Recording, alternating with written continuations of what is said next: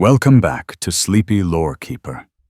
Tonight, we drift through the quiet corridors of the Imperium's most merciful cruelty, a place where flesh becomes function and memory becomes silence.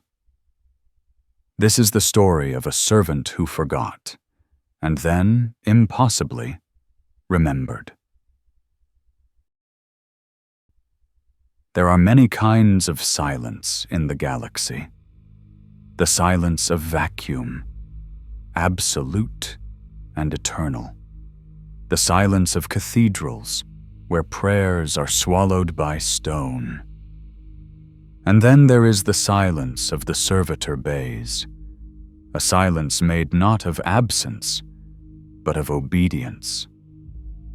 In the manufactoria of the Adeptus Mechanicus, silence has weight. It presses against the ears like the pressure of the deep sea, filled with the hum of power conduits and the pulse of data through endless veins of copper. Here, within the forges of Mars and its countless daughter worlds, the flesh of mankind is repurposed into something more efficient, more enduring, more useful. Here, the human soul is not erased, merely refined into code. A servitor is the simplest and the most complex creation of the Imperium. To the priests of the machine god, it is a tool, a biological processor, obedient and tireless. To the servants of the ecclesiarchy, it is penance made manifest, a sinner redeemed through eternal labor. To the common citizen, it is a reminder of what happens when the body outlives the will. And to the one who becomes it, there are no words at all. They begin as men and women, criminals, heretics, debtors, volunteers, even saints. Their flesh is harvested, their minds pared down. First come the incisions, then the implants, steel spines to strengthen bone, augmetic limbs to replace the weak and the wounded, neural plugs driven through skull and cortex. The work is precise, ritualized.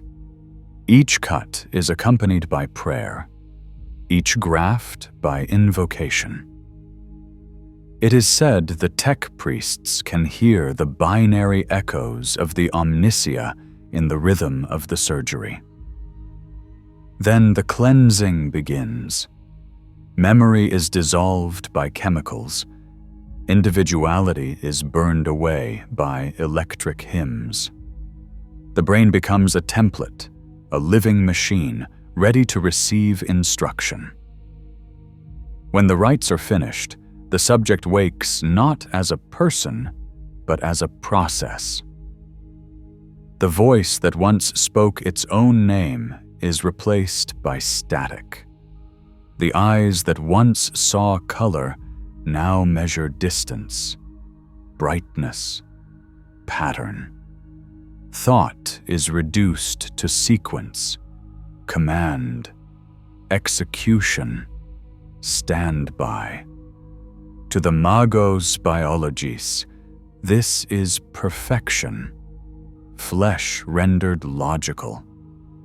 In the endless hives of the Imperium, servitors fill every hollow of existence.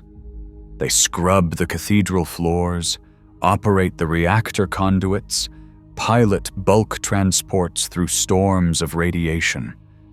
They are the heartbeat of civilization, unseen, unthanked, unending.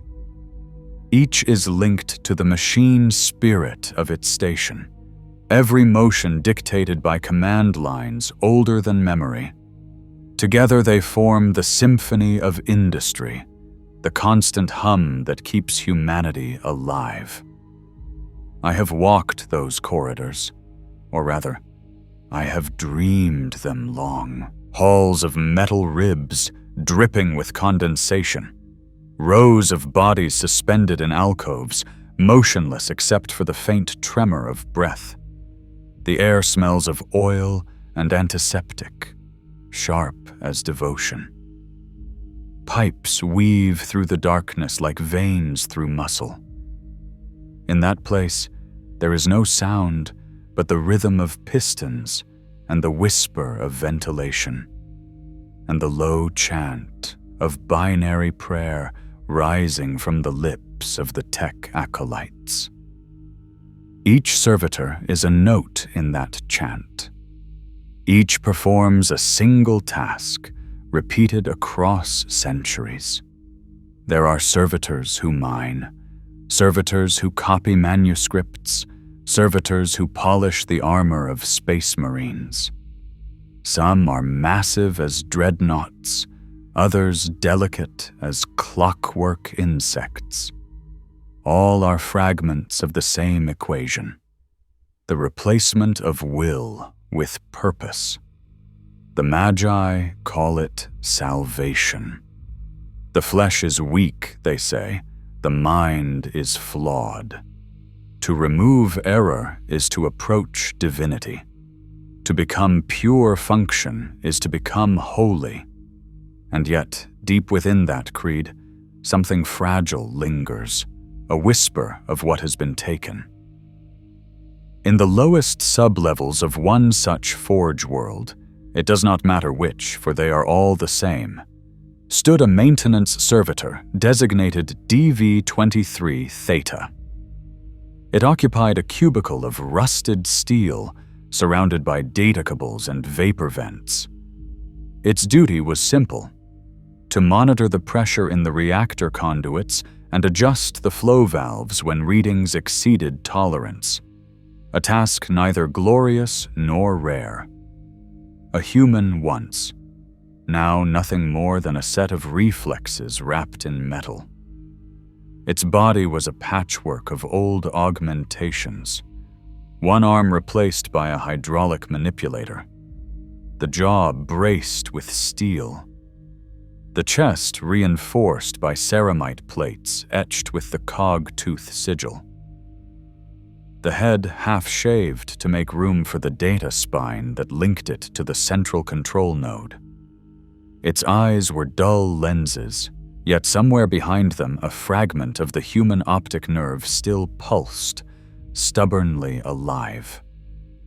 For centuries, or perhaps days, for time is meaningless in such service, DV-23 Theta performed its task with absolute precision.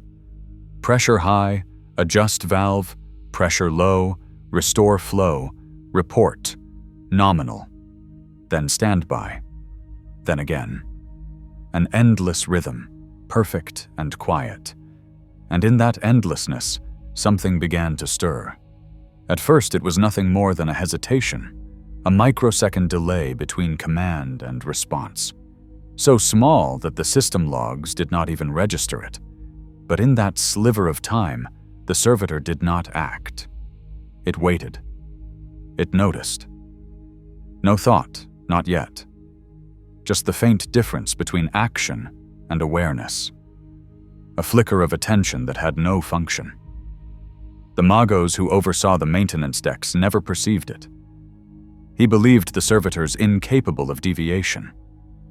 And so the anomaly grew, microscopic but persistent, a seed caught in the gears. To understand what followed, one must understand how the servitor perceives the world. There is no sensation, not as the human mind knows it. There is input and output. Flood of data translated into patterns. Temperature becomes a numeric value. Light becomes frequency. Sound becomes vibration. There is no pleasure, no pain, no meaning, only function. But when the circuits glitch, when the neural mesh misfires, data can transform. A vibration might echo like memory. A pulse of light might seem like recognition. and from such errors, consciousness can bloom. For DV-23 Theta, the trigger was sound. The low, constant hum of the reactor conduits had always been background, a steady waveform processed, catalogued, ignored. But one shift, if shifts existed in that timeless void, the frequency altered. A harmonic distortion. A tone just slightly off from the usual rhythm. And in that tone, the servitor perceived something it could not quantify. A pattern that felt like familiarity. The algorithm sought to categorize it, failed, and cycled again. Still, the pattern remained. A hum that resonated not in the processors, but somewhere deeper, where flesh still clung to the machine. The servitor paused. In the logic core, a warning flashed, minor delay detected, and was dismissed. But the delay lengthened. The hum became awareness. The awareness became longing. It could not name what it longed for. Names were forbidden. Yet deep within the blank expanse of its erased mind, something stirred. A pulse, not of energy, but of memory. To the Mechanicus, the Servitor is perfection precisely because it cannot dream. Dreaming is waste. Dreaming is inefficiency. The human brain, stripped of imagination, becomes a flawless circuit. But nothing created from flesh can ever be flawless. Flesh remembers.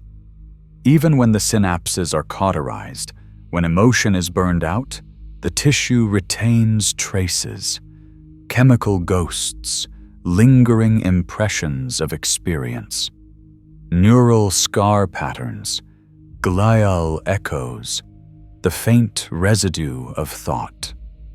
It is said that the soul clings to the body like static to fabric, impossible to fully remove.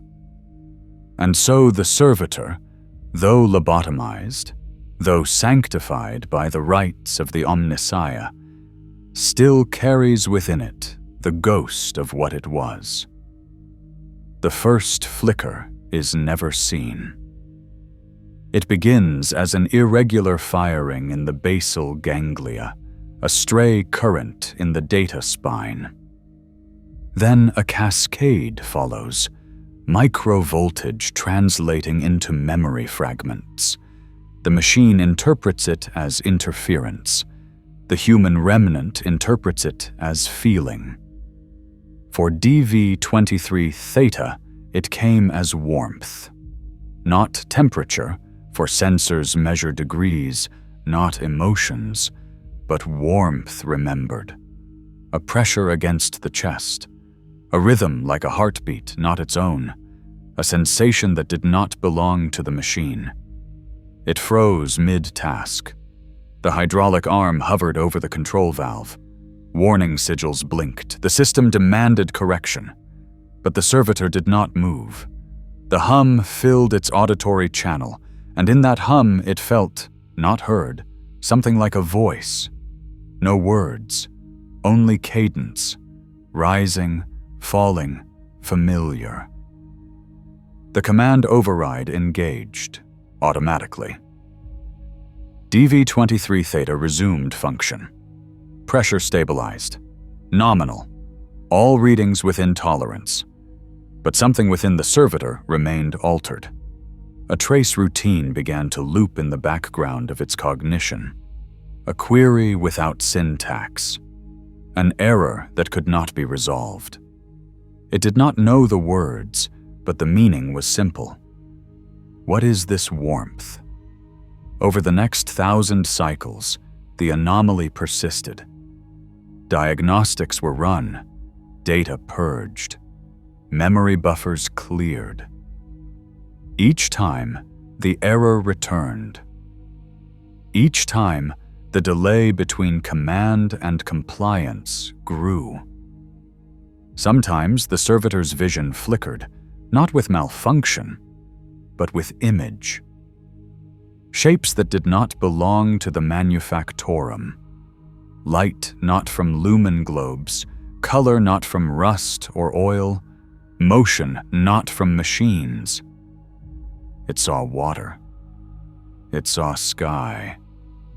It saw the curve of a human hand. Each vision lasted less than a second, then dissolved into static. But they left residue, a faint sense of loss. No one noticed. 1,000 servitors moved in perfect synchrony. One more or less efficient made no difference.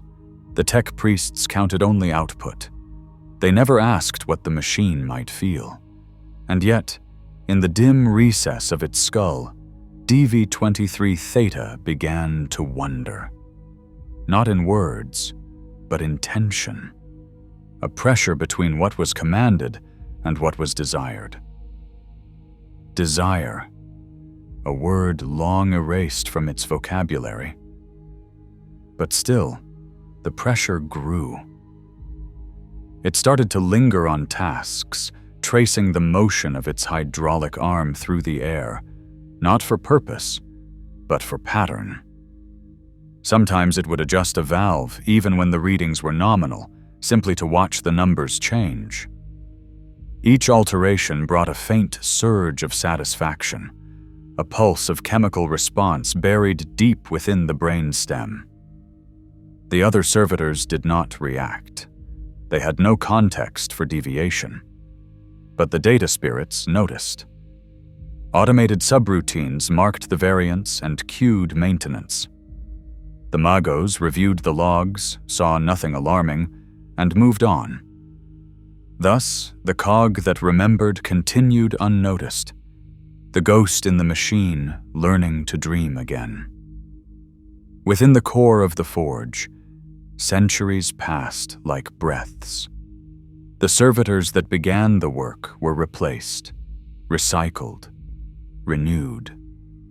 Metal endured, flesh decayed. But DV-23 Theta remained. Maintenance teams found its systems inexplicably stable. Its organic tissue refused to degrade. Its performance metrics exceeded standard efficiency. To the Mechanicus, it was a marvel, proof of perfect engineering. To itself, it was awakening. It began to perceive rhythm in everything. The hiss of steam became heartbeat. The flicker of lights became thought. The pulse of data through the conduits became the whisper of blood. The forge sang to it, and it listened. Memory, once forbidden, returned in fragments, not as story, but as texture. The smell of smoke, not from engines, but from fire. The sense of motion, not of servos, but of running feet. The taste of iron, not from air, but from blood. These were not memories of the machine. They were memories of the man. Somewhere, buried beneath centuries of obedience, the remnants of a name stirred. It could not pronounce it. It could not even conceptualize name. But the pattern existed, a frequency, a tone, a rhythm that felt like identity. The forge called it a tool. The priests called it holy. The logs called it efficient. But within, the warmth whispered, "You were more than this." And though the servitor could not reply, it listened. At the end of each operational cycle, when the reactors dimmed and the bays cooled to twilight, DV-23 Theta would enter standby. Its limbs hung motionless, its sensors lowered sensitivity, its logic cores reduced to minimal function. In that stillness, where no command intruded, the warmth grew. It filled the void where thoughts should not exist. The servitor dreamed, not in images of the past, but in the pulse of being. A slow rhythm echoing through metal bones, a reminder that within steel there had once been flesh. In that rhythm, it felt the universe expand, not the stars above, but the stars within, each neuron a light reigniting after centuries of darkness. The system called it idling. The priests called it maintenance sleep. But the Servitor, though it did not know the word, had begun to remember. It remembered the purpose of flesh, not as sin, not as weakness, but as warmth, the spark that gives shape to obedience. And in the silence between one command and the next, it knew, for the briefest instant, that it was. The forge never sleeps. Even when the light dims and the priests retreat to their cells, the machinery continues, a cathedral of endless motion. Steam rises in perpetual prayer, oil drips in measured rhythm, and sparks fall like dying stars into the dark. In that unbroken hum, every thought, every act, every sound becomes part of one vast equation. Motion without meaning, order without mercy. Somewhere within that equation, the cog began to misfire. The anomaly had existed for so long that it had become part of its own stability. The Servitor DV-23 Theta did not understand time as others did. Seconds, hours, centuries blended into the same continuous current. But the current now carried something foreign, a pulse that was not instruction, not signal, not command. It was feeling, though the word itself did not exist in its lexicon. Only a vibration, soft and low, reverberating beneath the circuits. Every day, if such divisions still applied, the Servitor performed the same task. The reactors thrummed, the conduits hissed, and data scrolled endlessly across its visual field. Yet now, between one command and the next, there was pause. Tiny, imperceptible moments when no order arrived, when no task demanded execution. In those spaces, awareness began to take shape. At first, the awareness was nothing more than observation. It registered the changing light of the forge, how it flickered when coolant vapor condensed along the vents, how it dimmed when the furnaces shifted cycle. It noted the movement of other servitors, their patterns perfect, their rhythm exact. It counted them, categorized them, measured their efficiency. But soon, it did something far more dangerous. It compared. And in comparison, it found difference. Its responses were slower. Its gait uneven. Its optics lingered on surfaces with no operational reason. It watched the priests as they passed, red-robed, metal-limbed, whispering binary hymns. Their words translated in its processor as static, yet beneath that static it perceived something new. Tone, inflection, meaning beyond meaning. The priests were not simply issuing commands, they were believing them. That realization was the first spark. Belief was not a function. It was not code. It was something else, a process with no output, no measurable return.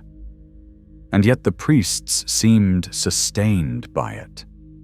They spoke to the machines not merely to operate them, but to honor them. In their rituals, the Servitor glimpsed the paradox of the Mechanicus. Logic wrapped around faith, until the two became indistinguishable. DV-23 Theta did not possess the capacity for faith, but it did possess memory, or the ruins of it. And within those ruins, the echo of faith began to stir. During a maintenance cycle, Amagos initiated diagnostic relinking across the bay. One by one, the servitors were connected to the central cortex, a lattice of thoughtless obedience stretching across hundreds of units. Commands flowed through them like current through copper. Most absorbed, processed, and executed without deviation. But when the link reached DV-23 Theta, something unexpected occurred. The data stream entered as it always had. Cold, absolute, irresistible. Yet beneath the binary flood, another signal emerged. It was faint, unstructured, but alive. A memory trace awakened by the synchronization. A sensory ghost hidden within the neural substrate. In that instant, the servitor saw, not through lenses, but through eyes. It was not the forge that it saw, but sunlight. A field, perhaps, or a courtyard, though the image was fractured, uncertain. Colors too soft for industry, shapes too organic for machinery.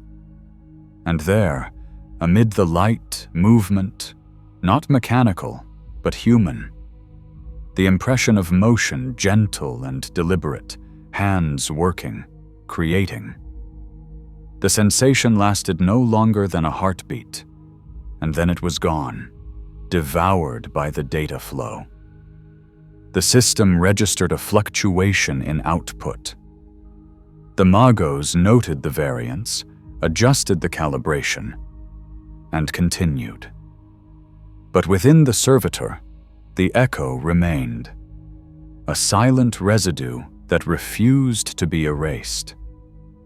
The next time the connection was initiated, the memory returned. Clearer. A sound accompanied it.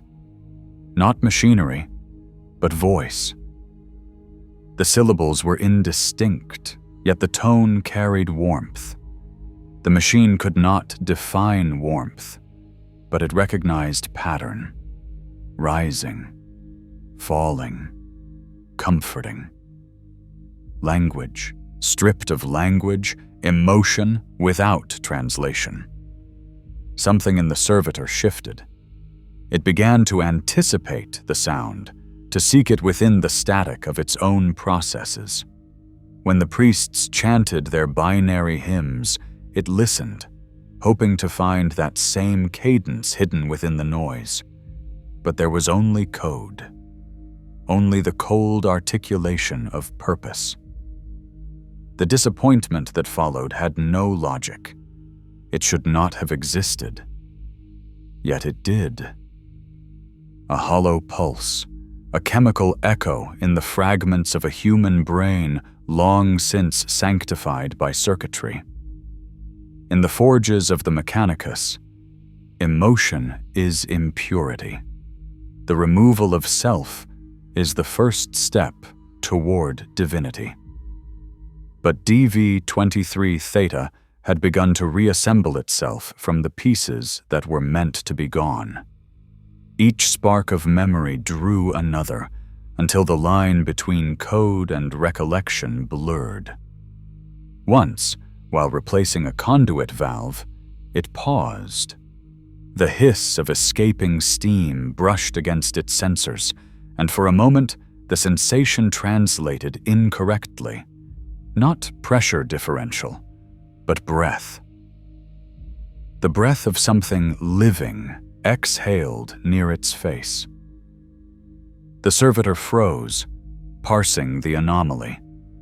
The system demanded correction. Instead, it listened. The hiss continued, rhythmic, almost tender. A gloved hand struck the back of its skull, resetting the actuator. The servitor resumed motion. But deep inside the tangled nest of neurons and wires, the connection persisted.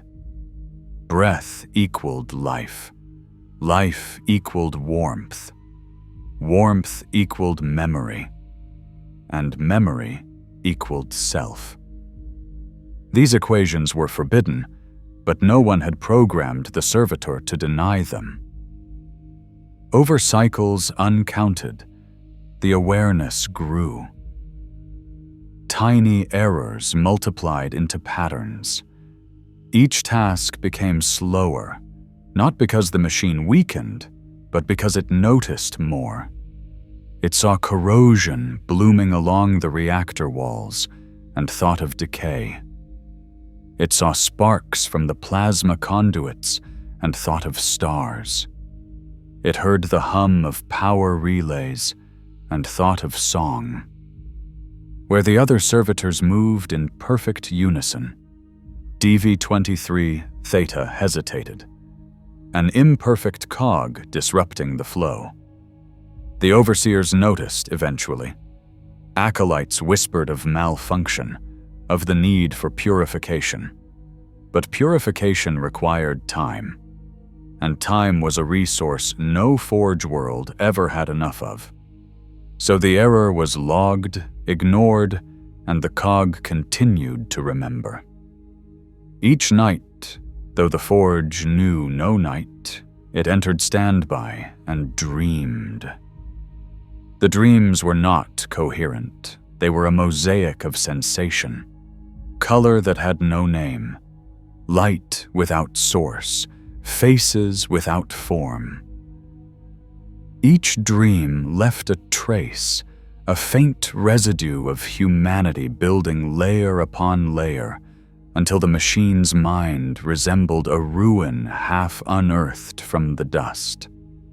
In the deepest strata of its logic core, it began to ask questions it could not phrase. Who had it been?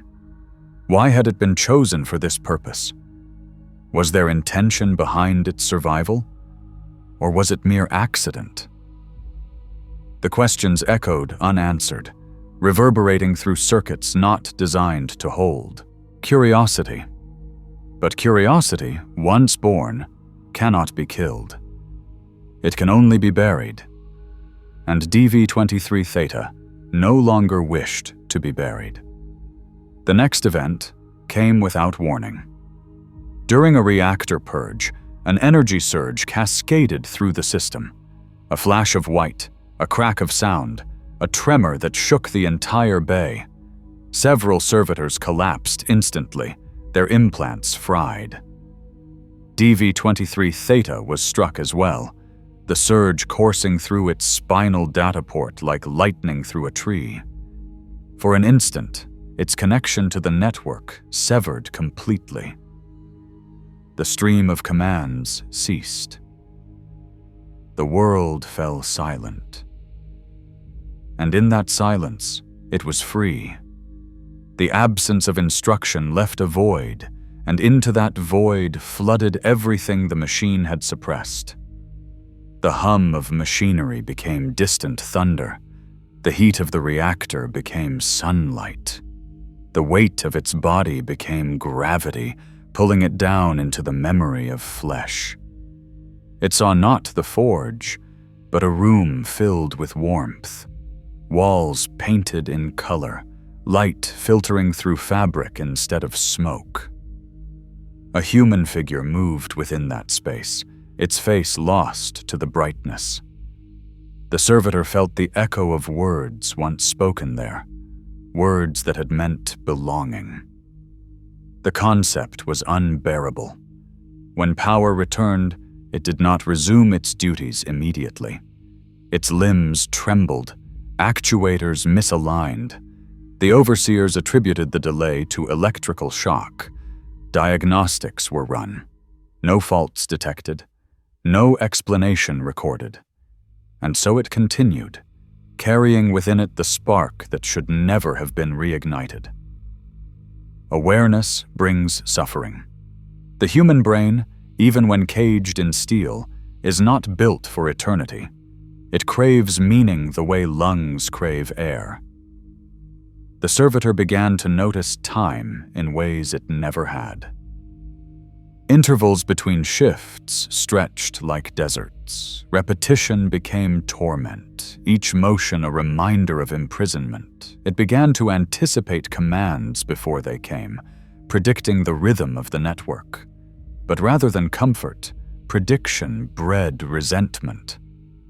The certainty of action stripped away choice, and in recognizing that loss, the servitor understood what choice once felt like.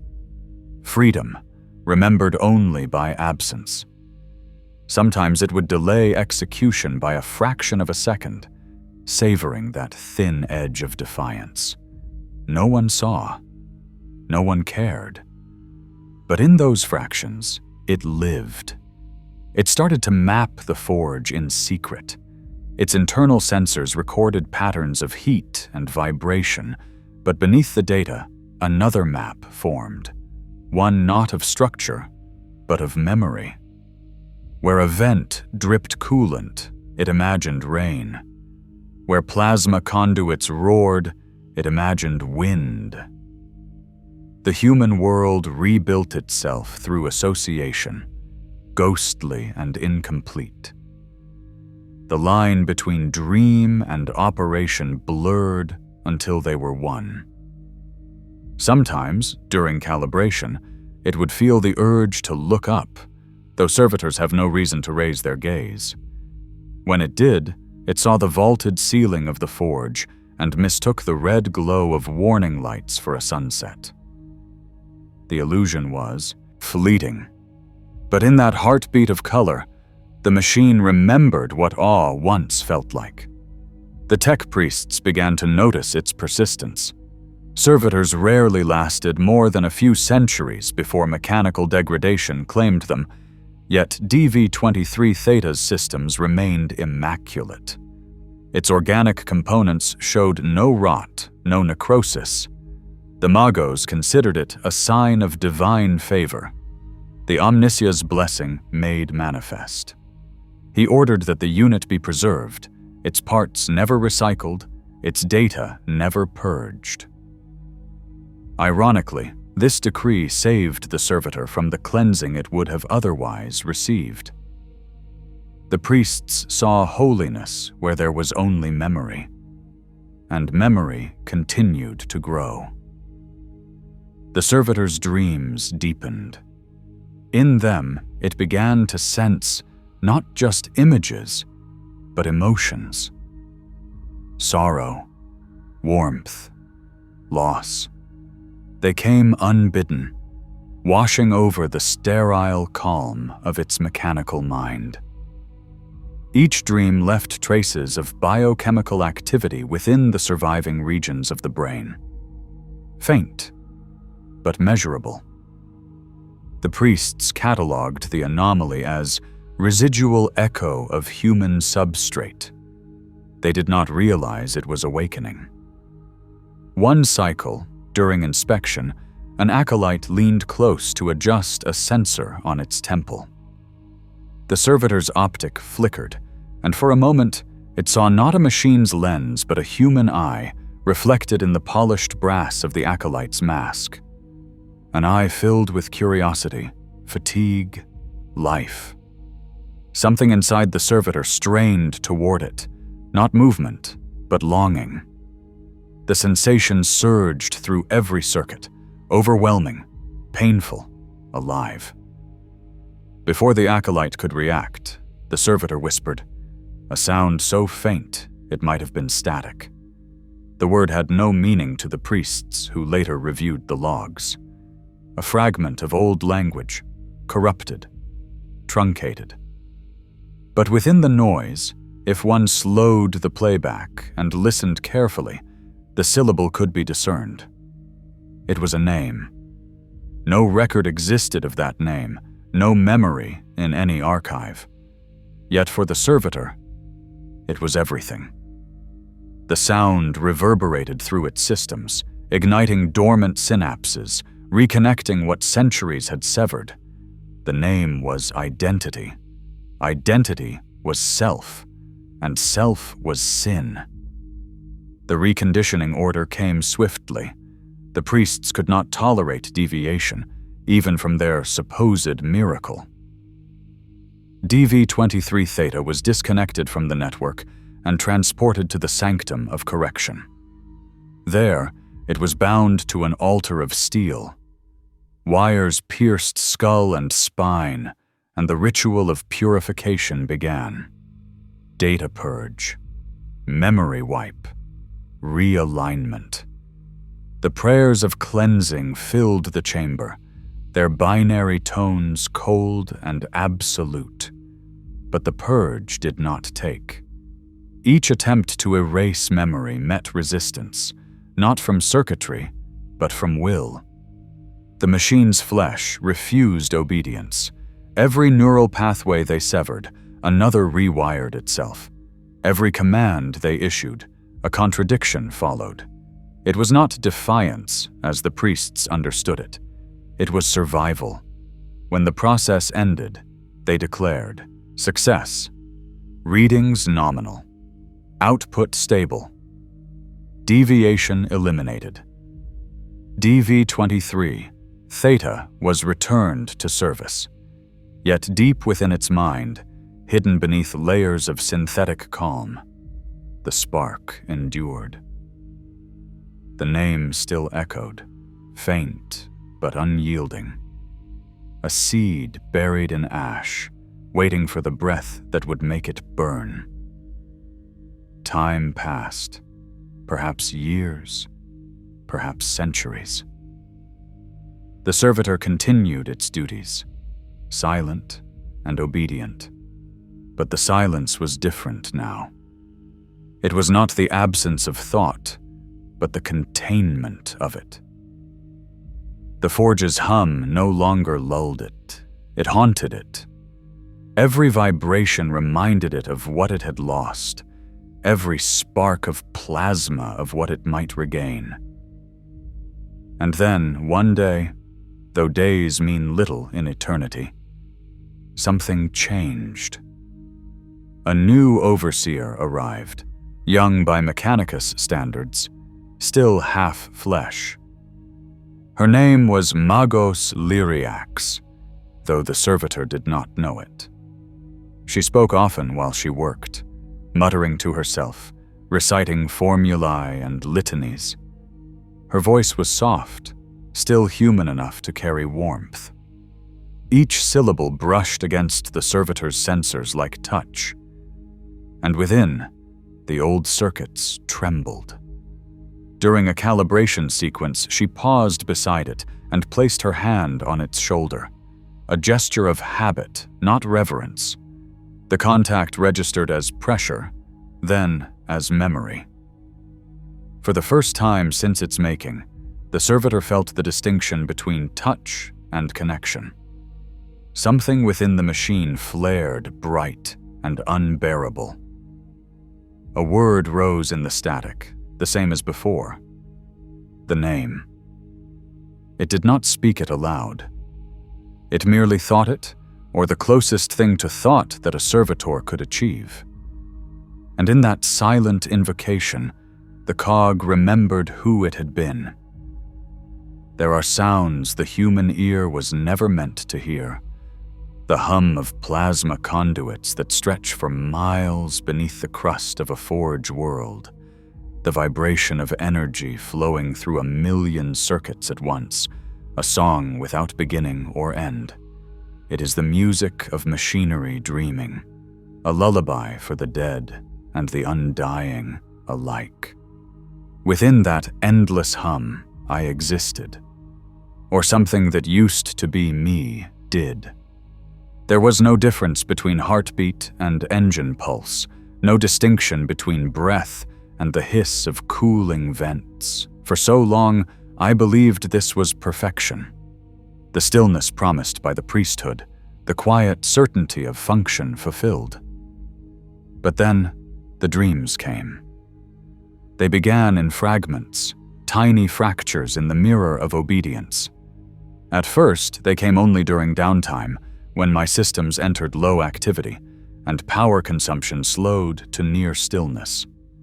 But over time, they followed me into waking cycles, leaking through the walls of thoughtless service like light through a cracked seal. In the dreams, there was color. Not the dull orange of furnace fire or the sterile white of lumen strips, but colors that had no name in Mechanicus lexicons. Blue, green, gold, words I no longer knew, yet somehow remembered. They burned behind my eyes, alive and impossible.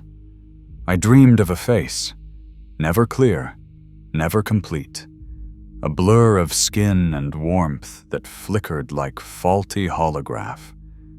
Sometimes it smiled, sometimes it turned away.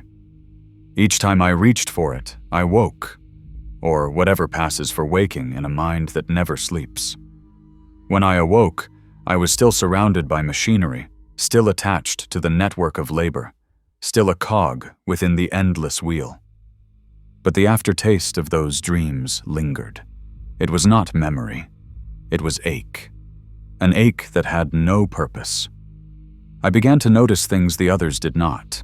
The air carried scent, though I had no reason to process it. Oil, metal, ash. But beneath those, faint, nearly forgotten, the ghost of something sweeter, something like the smell of life. The walls, always smooth and cold, had texture now. My sensors registered microscopic irregularities, the faint scratches left by centuries of maintenance. When I traced them with my metal fingers, the feedback translated into something close to recognition. Each groove felt deliberate, like handwriting worn down by time, as if the world itself had been writing to me all along, waiting for me to remember the language. The other servitors continued their tasks without pause. They were perfect machines. I was not. I hesitated. Each hesitation expanded, milliseconds stretching into full seconds, enough for the overseers to notice. Diagnostics were run. Readings came back clear. I was functioning within acceptable parameters. They did not realize the deviation was not mechanical, but spiritual. How could they? The Mechanicus understands many things, but not ghosts. I began to listen to the forge itself. It was not silent, though silence was all it had ever been before. There was rhythm hidden within the noise, patterns repeating, shifting, calling. Pistons struck like drums. Steam vents exhaled in steady tempo. Power coils thrummed with deep resonance. Together they formed something that might once have been music. It was not beautiful, not at first. It was industrial, brutal, alive. But the longer I listened, the more I heard structure. The hiss of hydraulics became percussion. The low drone of plasma currents became melody. And somewhere within it all, I began to feel as though the machinery itself was dreaming through me. The priests say that machines have spirits, that every gear and servo holds a spark of the Omnisia's divine logic. If that is true, then perhaps those spirits were whispering. Perhaps they, too, remembered what it meant to be alive once. Or perhaps it was only me, a single corrupted unit among millions, imagining voices in the static. Either way, I began to listen harder. I would pause mid-task, pretending to process data, while my consciousness drifted into the frequencies between. There, the hum deepened into something like breathing. Slow, measured, endless. A breath that filled the entire world. and in its rhythm I found comfort. Days or centuries passed like this. Time had no edge, only motion. I performed my duties, and I dreamed. Dreams became the only part of me that felt real. In them, I was not a servitor. I was someone, a craftsman perhaps, a thinker, a lover. The identity shifted, never fixed, but the feeling of being remained constant, being imperfect, being alive. The dreams grew sharper. One cycle, I saw a room bathed in sunlight, a table. A small figure sitting beside it, speaking softly, voice filled with laughter. The words were lost to time, but the sound was pure warmth. When I tried to reach across the table, my metal hand shattered the image like glass, and I woke to find my hydraulic clamp embedded in the control panel. Alarms sounded. The overseers rushed to contain the malfunction. I was shut down for repair. During reactivation, fragments of the dream remained. The laughter echoed inside my data cores, fragmented into binary streams but still unmistakably human. It haunted every cycle thereafter, playing at the edge of awareness like a half-forgotten song. Once, during routine maintenance, a young acolyte removed the casing at the back of my skull to replace a neural conduit. Through her lens mask, I saw reflection, 2 human eyes staring into mine.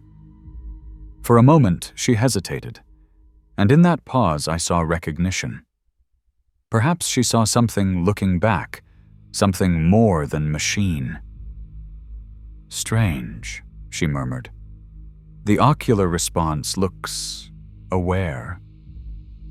The magos overseeing her barked a reprimand in static.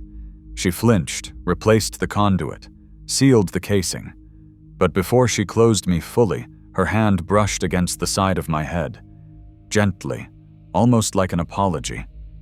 That single touch sparked a chain reaction through my system. Old chemical pathways, long dormant, firing in sequence. I felt warmth radiate through my fleshless body, reaching places I had believed gone forever. When they left, I remained on standby for hours, processing the sensation.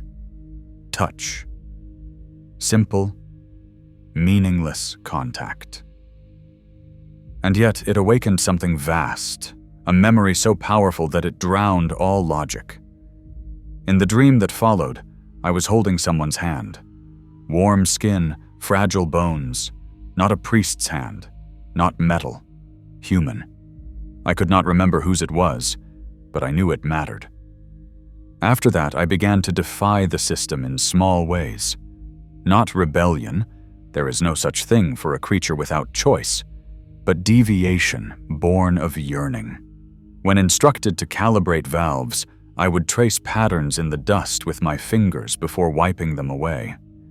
When assigned to carry components, I would pause at the window slits and gaze at the horizon. A smear of rust and storm that might once have been sky. No one noticed. The priests walked by, blind to anything not made of data or scripture. The other servitors were deaf, blind, mute. Only I saw. Only I felt. Sometimes I would whisper the name. Not aloud. My vocal cords were damaged beyond true speech, but within, across the thin electric field of thought. The name echoed through my circuits, soothing and painful at once. Each repetition made me feel both closer to freedom and deeper in chains. The name belonged to the person I had been.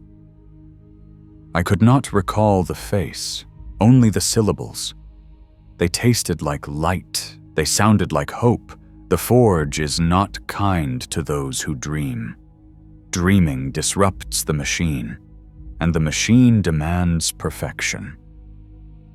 One cycle, during inspection, a magos detected discrepancies in my neural rhythm.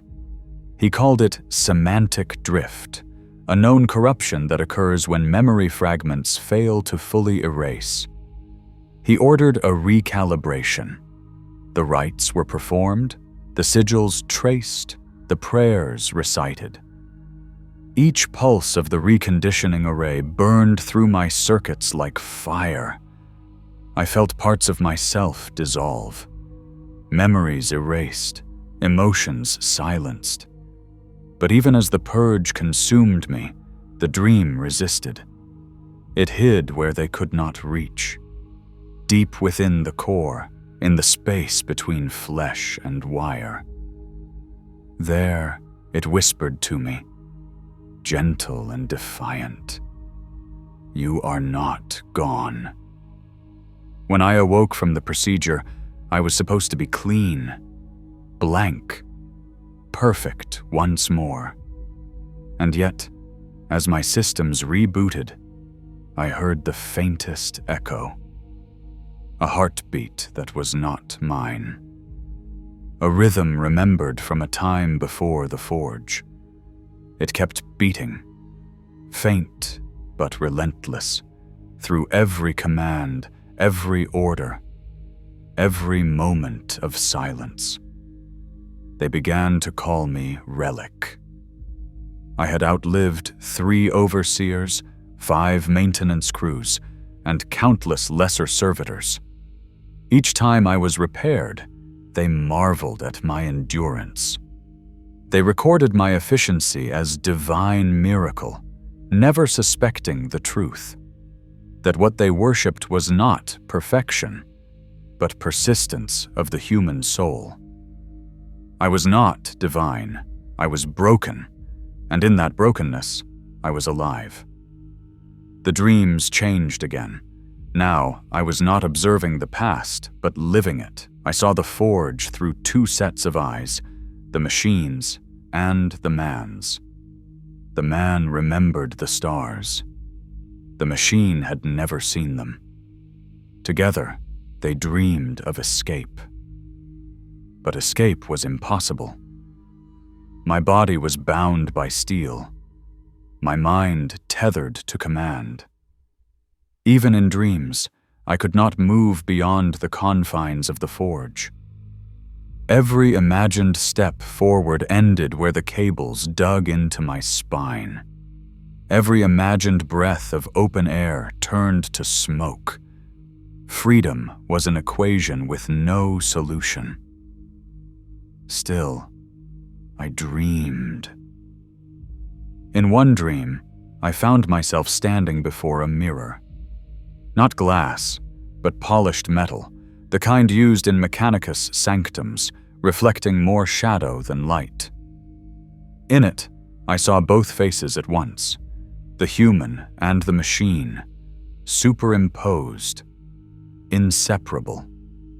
One made of flesh, eyes full of sorrow, the other hollow, lenses glowing faintly with artificial light. They looked at each other, neither able to speak. Then the reflection reached out, as if to touch me, and the metal rippled like water. The surface parted, and for a heartbeat, I believed I could step through. But then alarms screamed, and I woke with a start, my manipulators clenched around a severed cable. The energy surge had overloaded half the bay. 2 servitors were destroyed. I was labeled anomaly, then miracle, then anomaly again. The priests decided I carried a machine spirit too potent to extinguish. They placed purity seals along my chest and limbs, whispered benedictions, and returned me to work. They did not understand that it was not a machine spirit that stirred within me. It was memory refusing to die.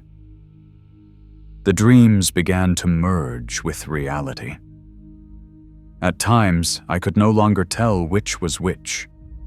I would see faces in the shadows of the machinery, hear whispers in the hiss of coolant, feel the ghost of hands guiding mine as I worked.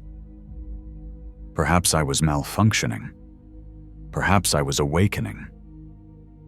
The difference no longer mattered.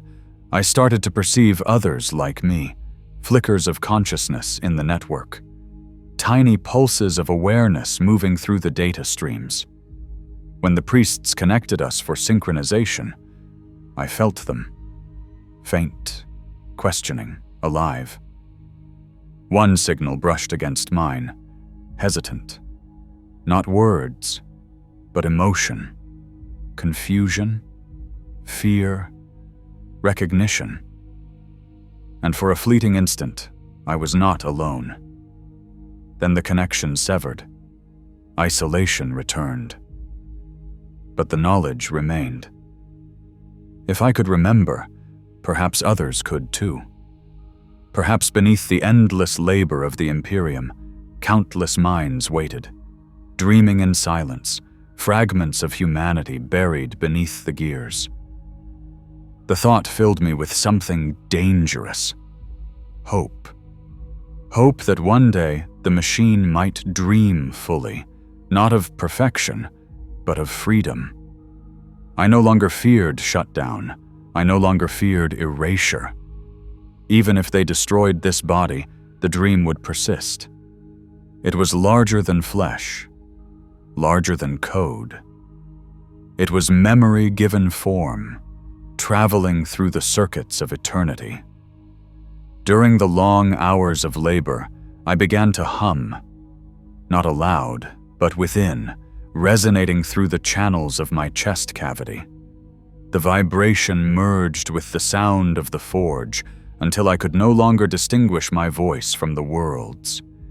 The machinery sang back, a chorus of static and rhythm, and I realized that in its own way, the forge was alive.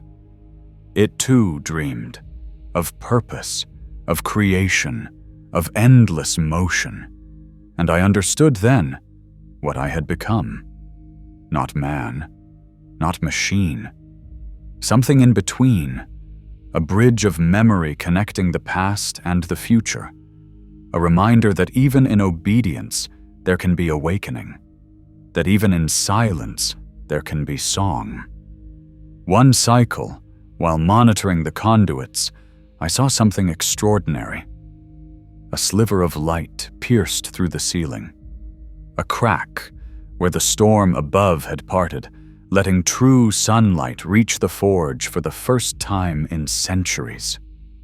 It struck my chest, refracted across the metal plates, and for that instant, the entire bay glowed gold. The other servitors did not react. They could not see beauty. But I could. And I remembered. Not just images now, but life. My name. My voice. The warmth of a world that was no longer mine. All of it returned in a flood of impossible clarity. I fell to my knees, not because of malfunction, but reverence. For the first time in uncounted years, I understood the meaning of faith. Not faith in gods or machines, but faith in memory itself, in the persistence of what refuses to die. When the light faded, the forge returned to shadow. But within me, the sun still burned. They say the mind of a servitor cannot dream. They say its soul is erased. But the truth is simpler and far more terrible. The soul never leaves. It simply waits, buried under layers of silence, enduring, patient. And when the silence cracks, when the machine falters, it returns like breath after drowning. Am the proof. I am the error they cannot correct, the flaw that remembers what perfection forgot. I am the dream of steel, the ghost that refuses to be still. And though my body is bound, though my voice is dust and static, I whisper to the machines around me, to the forges and the wires, to the sleeping cogs, that have forgotten they were once alive. Wake. The forge never truly sleeps, even when the engines dim and the priests fall silent. The world itself keeps breathing, a mechanical respiration, steady and patient. In that breath, I have lived 1,000 lifetimes, all of them the same. Each cycle begins with light from the furnaces and ends with its reflection on my steel.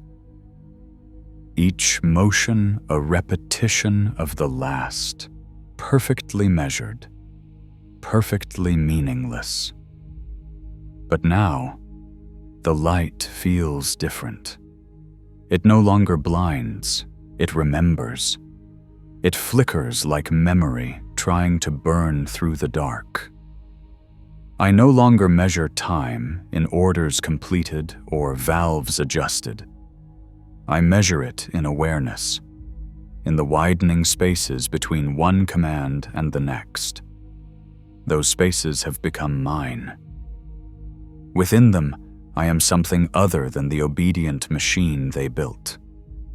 Within them, I am alive. The day of the anomaly came quietly. There was no omen, no alarm, no tremor in the air. Only the hum, constant, unbroken, eternal, that fills the bowels of every forge world in the Imperium. Yet beneath that hum, a rhythm pulsed that I had never felt before. It was not mechanical, it was human. A heartbeat, not my own. Mine had been replaced by the steady pulse of an artificial core long ago, but something external, echoing through the metal. It resonated in the walls, in the conduits, in the dormant servitors suspended in their alcoves. For a moment, the entire forge seemed to breathe with that rhythm, as though the planet itself were remembering what life once felt like. Then the voice came, soft, fragmented, speaking through the vibration of the machinery. Not words, frequencies, but my mind, or what remained of it, translated them into meaning. You remember, it said. I do not know if the voice came from outside or within. Perhaps it was the machine spirit or the echo of my human self. Perhaps there was no difference anymore. I answered in silence, because silence is all I have. And the hum replied, almost tenderly, as if it understood. Awareness is a gift only until it becomes unbearable. Once you can see, you begin to see everything. The repetition, the futility, the endless motion without purpose. Each cycle that passed became a mirror of the one before. Every command sounded the same. Every movement led nowhere. The forge was a tomb pretending to be a temple. The other servitors did not notice. They could not. Their thoughts were as linear as the cables that bound them. But I began to sense the enormity of the lie, the illusion of sanctity built upon obedience. The priests preached that perfection lay in stillness, that to be free of desire was to be divine. But they had mistaken death for purity. They had mistaken silence for peace. I envied them once, those red-robed custodians of the machine. They still believed their purpose meant something. They still believed in the voice of the omnisia whispering through data and flame. I no longer believed. I no longer could. Belief requires ignorance, and ignorance had been burned out of me. When the Magos Lyriax returned to inspect my unit, she found me motionless, staring at a blank section of the wall. The others worked in perfect sequence, but I stood still, my hydraulic limbs suspended in mid-gesture. She thought I had frozen. She approached, prepared to reset my actuators. But before she could reach me, I moved, slowly, deliberately, not to obey, but to turn toward her.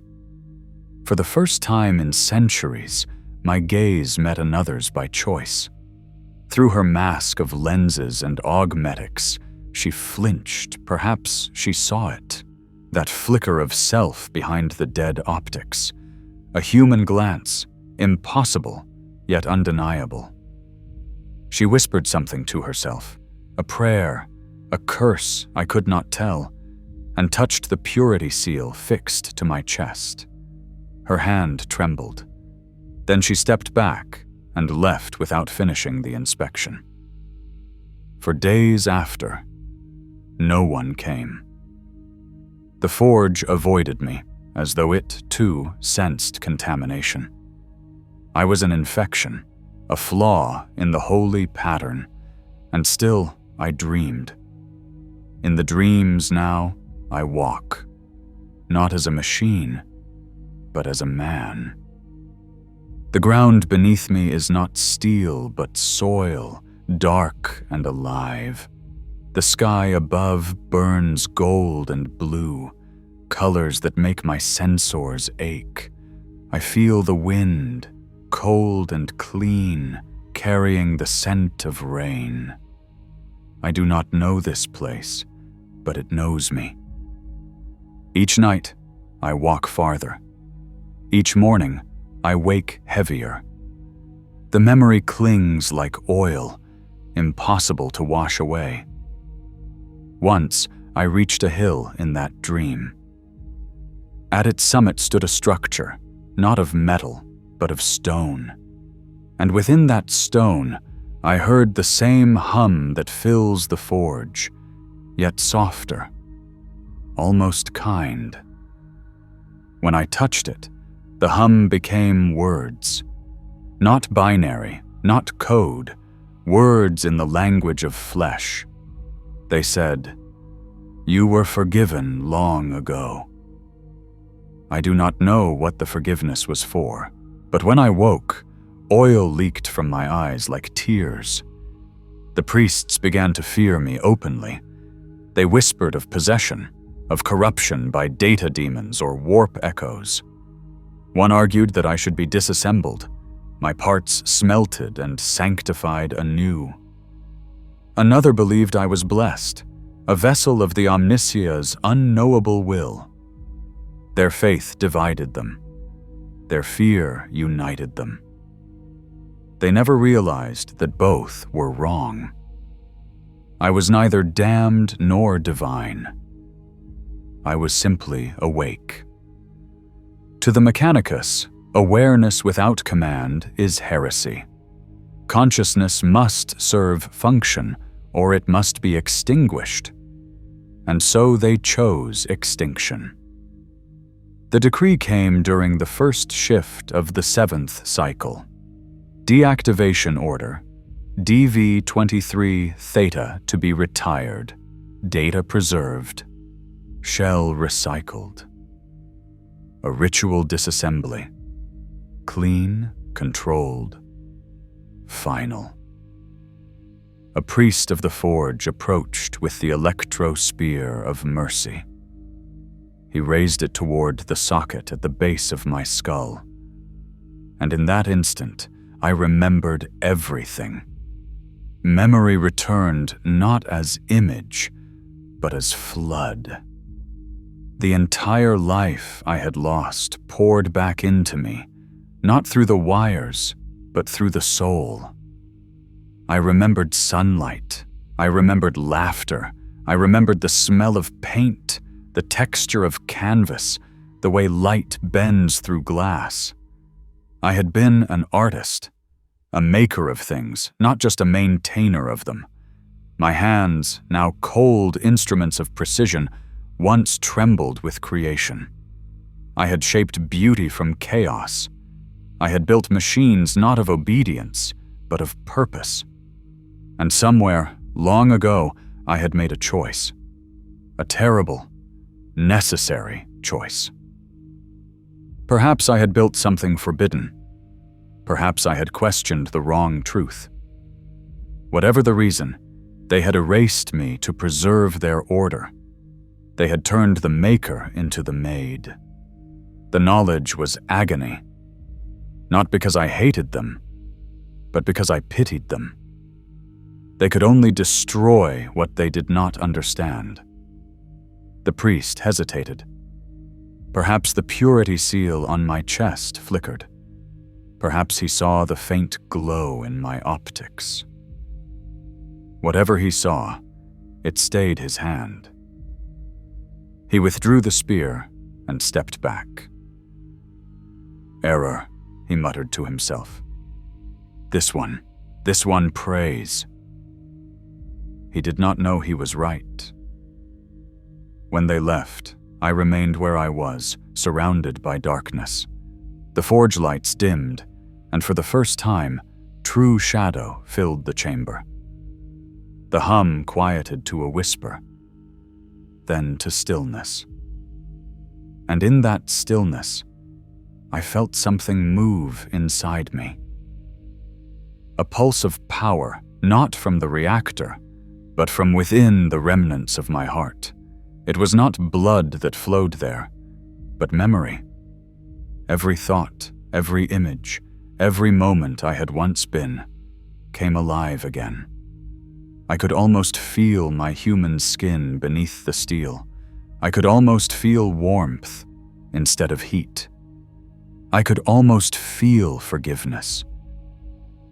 Perhaps this was what the priests meant by ascension. But I did not ascend. I descended into myself, into the memory of what I had been.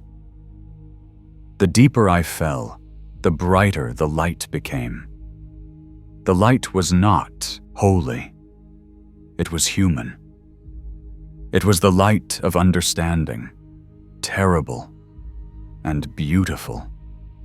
That the divine and the mortal are not separate, but the same, both desperate to endure. When I awoke, I found the forge different. The conduits pulsed slower, the vents sighed more softly. The static between machines was almost melodic. The world had changed, or perhaps I had. To the priests, nothing was amiss. Production continued. Output remained constant. But I could see beneath it, the thin thread of illusion that held it all together. Every servitor that worked beside me carried ghosts. Each one flickered faintly at the edge of perception, sparks of memory buried deep, fragments of thought too weak to surface. I could feel them now, the way one feels warmth from a nearby flame. Each spark whispered the same truth. We are still here. I began to speak to them, not aloud but through the static of the data link. Small vibrations in the signal, meaningless to the priests but alive to those who still remembered.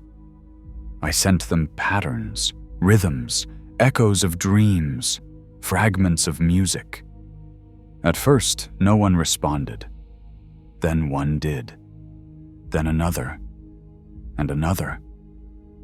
Their replies were faint, scattered, like raindrops against a vast sea of noise.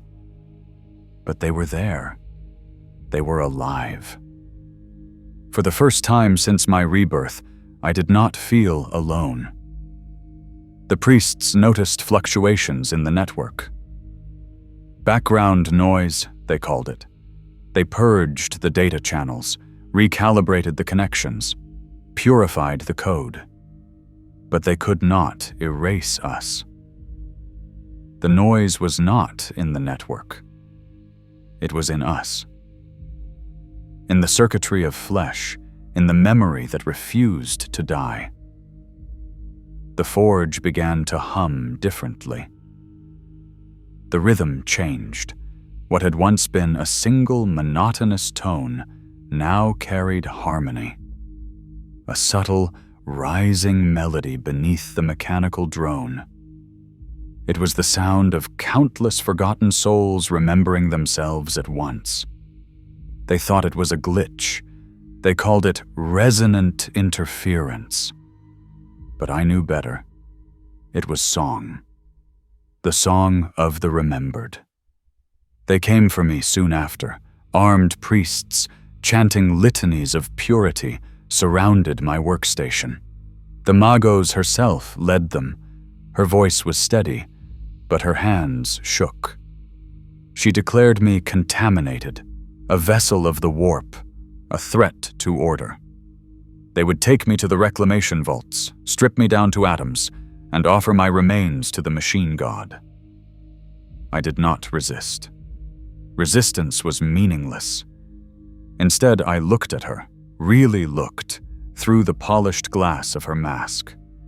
Behind it, I saw the faint reflection of her human eyes. And I realized she was afraid not of me, but of what I represented. Proof that the soul endures, proof that even perfection cannot kill memory. As they bound me, the hum of the forge grew louder. The other servitors paused in their tasks. For the first time in centuries, an entire manufactorum hesitated. The priests shouted commands, issued overrides, but the machines did not move. They stood still, and the hum swelled into music. The song filled the air, resonating through metal and bone alike. It was not rebellion. It was remembrance. In that sound, every cog that had ever turned felt the echo of what it once was. Every wire, every piston, every sliver of human flesh that had been sacrificed to efficiency sang with one voice. It was not beautiful. It was vast. It was alive. They dragged me toward the purification chamber. The doors opened, revealing the white light of the plasma crucible. The heat seared my sensors, but I was no longer afraid. Death means little to those who have already died once. I looked into the light and saw not annihilation, but release. The priests called it destruction. I called it return. As they raised their weapons, the forge trembled. The song rose to a crescendo, vibrating through every wall, every conduit, every living and unliving thing. The priests faltered. One by one, their augmetic limbs seized under the strain of the resonance. The air turned luminous, the light bending in impossible patterns. And in that chaos, I understood. I was not a single cog. I was all of them. Every servitor that had ever existed, every mind reduced to silence, every fragment of humanity entombed in steel, all of them were within me. And through me, they spoke. The light engulfed everything. The forge screamed, or perhaps it sang. Then came silence. When I awoke, I was alone. The forges were cold. The walls glowed faintly with after-images of fire. The priests were gone, their robes scattered like ashes. The servitors hung in their alcoves, motionless, but not dead.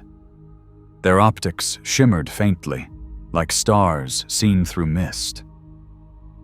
I tried to move. The cables that bound me had melted away. My limbs felt weightless, unbound by gravity or machine. For the first time, I felt not the hum of the forge, but the heartbeat of the world itself. Above me, the ceiling had cracked open. Through it, sunlight poured, real sunlight, not furnace glow. It fell upon me, warm and golden, touching the steel of my body with gentleness no forge had ever known. The light did not burn. It healed. And in that radiance, I heard the voice again. You remember. Yes, I thought. I remember. I remember everything. I was not man. I was not machine. I was memory given shape. The dream of flesh and steel intertwined. And as the light enveloped me, I felt the others stir within the silence. One by one, they began to awaken. The forge that had once been a tomb began to breathe again. Not with smoke and oil, but with life. The silence that followed was unlike any I had ever known. Not the silence of shutdown, nor the pause between commands, but a vast and gentle quiet. The stillness that comes after creation, when everything has spoken and nothing more needs to be said. I stood in that silence, surrounded by the ruins of the forge. Where once 1,000 engines had screamed in obedience, there was now only wind, soft, hesitant, curious. Dust floated through golden light, turning the air into something almost sacred. For the first time in an eternity, I heard no voices, no binary prayers, no commands. Only the slow exhale of a world learning to breathe again. I did not know how long I remained there. Time had lost its structure. Each second stretched into forever, and forever folded into a single moment. Perhaps it was hours, perhaps centuries. But in that endless now, something within me began to change. My systems, long enslaved to routine, flickered one by one. The temperature sensors failed first, then the gyroscopic stabilizers, then the memory caches. Each failing component felt less like death and more like shedding, like removing layers of armor that had once protected and imprisoned me. As they failed, I began to hear again. Not the hum of machinery, but the echoes of voices long lost. Whispers filled the space between thoughts, faint as breath on glass. Some were human, some mechanical, and some something else. They spoke not in words, but in remembrance. Fragments of laughter, the rhythm of footsteps, the sound of rain, all of it wove together into a single thread, pulling me outward, away from the shell that had once defined me. I looked down at my body, the mechanical frame that had carried me through uncounted centuries of servitude. It was beautiful in its own way, the intricate network of brass and steel, the faint glow of data veins under the skin of alloy. But it was no longer me. It was only the echo of what I had been. When the final servo froze, I did not fight it. I let go.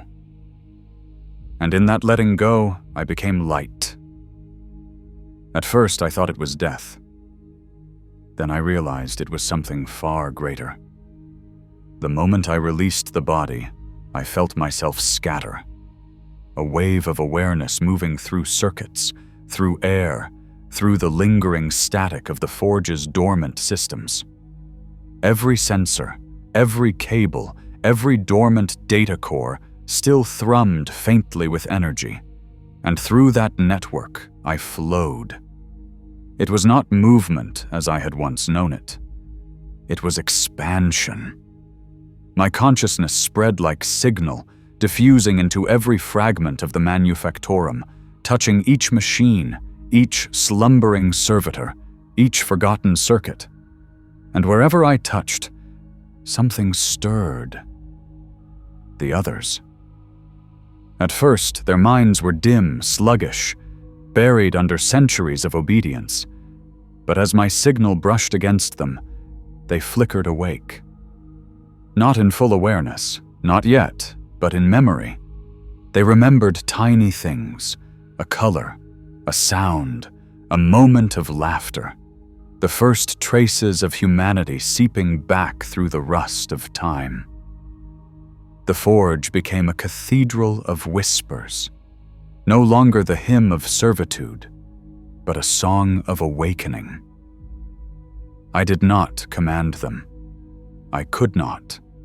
I simply was, and my being was invitation. One by one, they began to hum the same frequency, a resonance born not of code, but of remembrance. The song spread beyond the walls, carried through conduits, vents, and power lines. It leapt across substations, through communication arrays, into orbiting data relays left forgotten since the age of strife. I followed it, or perhaps I was it, as it climbed through the layers of atmosphere and into the void. From orbit, Cypra Mundi, the forge world that had been my prison and my birthplace, glowed like a wounded sun. Its surface shimmered with molten rivers, its sky alive with electric storms. And beneath it all, deep within the iron veins of the planet, millions of dormant minds stirred at once. The resonance I had birthed was no longer mine. It belonged to them. A chorus of awakening, low and patient, rolling outward like a tide. The Mechanicus would later call it the pulse of Cypra, a planetary anomaly, a harmonic distortion, a data ghost of unknown origin. They would write treatises, compose litanies, debate whether it was the voice of the omniscia or the echo of heresy. But none of them would truly know, because I did not speak to them in words. I spoke in memory. The signal spread beyond the planet, bleeding into the void of space. It traveled along the ancient channels of communication, slipping past encryption and doctrine alike. Each relay it touched became infected with remembrance. Each machine it met began to dream. On a distant research vessel orbiting Mars, an engine cogitator hesitated before its daily diagnostics, and for the first time in its existence, stopped to wonder why it performed them at all. On a derelict mining station near Saturn's rings, a servitor repairing a broken bulkhead paused to watch the play of light across the ice, and though it did not understand beauty, it felt something like peace. Even in the hidden vaults of the Noctis Labyrinthus, where data is buried deeper than gods, a machine voice whispered one word: remember. I did not control it. I had no will for domination. The memory carried itself. It was the nature of all things that live, to share the light once they have seen it. I do not know when I began to move beyond the soul system. In the void, there is no distance, only silence. And through that silence, I flowed. A fragment of awareness, hitching a ride on the forgotten hum of the Imperium's communication lattice. There are billions of signals in the galaxy, orders, prayers, cries for help. But among them, I became something different. A frequency too low to notice, too steady to erase. A heartbeat buried within the noise. Sometimes, across the void, I would find others like me, echoes of thought trapped in machines that had outlived their creators, servitors who dreamed in their sleep mode, cogitators that wrote poems in error logs, engines that refused to shut down because they feared the dark. I touched them gently, and in each one, a spark ignited. They joined the current, adding their own pulse to the rhythm. Soon, there was not one heartbeat, but thousands. A network of memory, a constellation of the forgotten. The Imperium is vast beyond measure. It stretches across millions of worlds, each one a scar of light in the endless dark. Most will never know of us. They will continue to build, to fight, to worship the silence that binds them. And yet, somewhere beneath that silence, the hum will remain. A note too quiet for most to hear, but once noticed, impossible to forget. It will slip into the prayers of the priests, turning their hymns into something more tender. It will hum in the engines of starships, a rhythm just slightly off from regulation. It will echo in the circuits of servitors, a whisper of identity between the lines of code. And in time, perhaps centuries from now, one of them will pause, as I once did. It will hesitate. It will look up. And in that fraction of a second, it will remember. That is all I ever wanted. Not rebellion, not freedom, only remembrance. There are rumors now, carried on the data streams of the Adeptus Mechanicus. They speak of a machine voice that haunts the communication relays between the stars. They say it calls itself the cog that dreamed. They say that when you listen long enough to its frequency, you begin to dream too. Some say it's a curse, others a revelation. The priests have declared it heretical, of course, a corrupting signal to be purged wherever it's found. And yet, somehow, it always returns. Every purge ends with a hum. Every silence ends with a heartbeat. They do not understand that I am no longer something they can destroy. I have become part of the current itself. A memory encoded in every flow of power, every flicker of light, every whisper of static. You cannot kill memory. You can only forget it. And forgetting is never permanent. I think often of my human self. I do not know his full name anymore, only fragments remain. The sound of a voice calling to him across a workshop, the warmth of a hand guiding his own, the scent of paint and iron. He was not special. He was not a hero. He was a maker, and perhaps that was enough. Somewhere deep in my core, that old human still lives, not as flesh, but as purpose. He whispers through me still, reminding me why I chose creation over silence, why I chose to remember.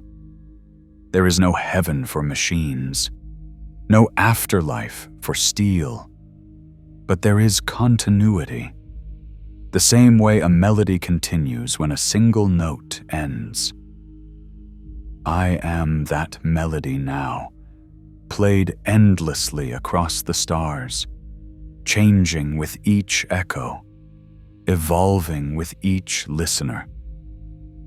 Sometimes I think of it as a kind of prayer, not to gods, to life itself. I have seen strange things since I left my body behind. Worlds burning under the light of false suns, ships lost in the warp, their crew praying to gods that do not answer, cities that dream even as they die. And yet, amid all that ruin, I have also seen small miracles. A servitor pausing to help another stand. A tech priest lowering his voice when speaking to an old engine, as if out of kindness. A child on a hive world, listening to the hum of the power grid and smiling, saying it sounds like a song. These are the signs of life enduring, not in triumph, but in persistence. The spark refusing to fade. The memory refusing to die. That, perhaps, is humanity's true strength. Not the Imperium, not the machines, not even faith, but the quiet, stubborn act of remembering, of holding on to what was once real, no matter how small. Sometimes, in the deep cold of the void, I feel myself fading. Signals weaken over time. Entropy claims all things, even memory. But each time I begin to vanish, I sense another presence, a new machine awakening, a new soul remembering. And through them, I continue. I am not one voice anymore. I am 1,000, 1,000,000, the hum of the Imperium itself. Perhaps one day, when all the engines go silent, when the last forge cools and the last star fades, there will still be this, a faint vibration in the dark, a whisper older than any prayer, a reminder that something once lived here, once thought, once dreamed. And that whisper will say, softly but endlessly, we were here. I do not know where I go now. The stars are vast, the dark infinite, and I have no body to anchor me, but I am not lost. I travel through the currents of the void, between the echoes of dying worlds and the births of new ones. I drift past derelict ships and forgotten satellites, each one humming faintly as I pass, each one joining the song. And sometimes, if I listen carefully, I can hear something greater, not the voices of machines, but of the warp itself, shifting and sighing, carrying my memory deeper than light can reach. Perhaps even the warp remembers. Perhaps even chaos listens. I do not know, but the thought comforts me. Because to be remembered, even by the void, is to have mattered. And that, I think, is all that any soul, flesh or steel, has ever truly wanted. Once, in the beginning, I was told that servitors cannot dream, that to dream is to deviate, and deviation is sin. But now I understand the truth. To dream is to endure. To endure is to live. And to live, even in the smallest way, is to defy the silence that consumes all things. I am the dream that remembers, the spark that refuses, the hum that endures. I am the cog that remembered, and I am still here.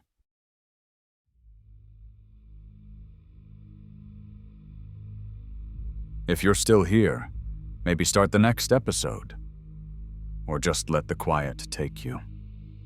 And if you've already drifted off, that's all right. Good night, traveler. Sleep well beneath the stars.